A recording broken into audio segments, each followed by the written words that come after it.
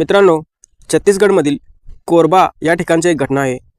19 वर्षाच्या एका मुलीवर डायल 112 या पोलीस गाडीच्या एका ड्रायव्हरने आणि त्याच्या साथीदारांनी गँगरेप केला।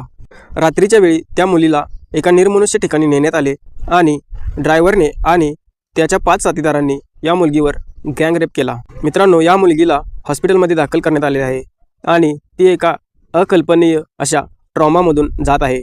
मित्रांनो, हा इमर्जन्सी ड्रायव्हर आणि त्याचा एक साथीदार यांना अरेस्ट करण्यात आले आहे, पण अजून त्यांचे 3 साथीदार हे फरार आहेत। म्हणजे बघा मित्रांनो, इमर्जन्सी सर्व्हिससाठी म्हणजेच लोकांच्या सेवेसाठी, लोकांच्या सुरक्षतेसाठी जी डायल 112ची गाडी असते, त्याच गाडीतील एका पोलीस ड्रायव्हरने एका मुलीवर अशा प्रकारे गँगरेप केला।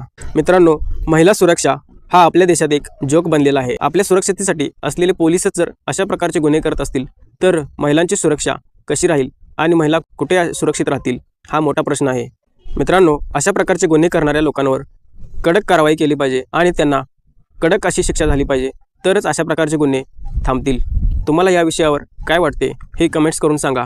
व्हिडिओ आवडला असेल तर लाईक करा, शेअर करा, तसेच चॅनेलला सबस्क्राईब करा। धन्यवाद।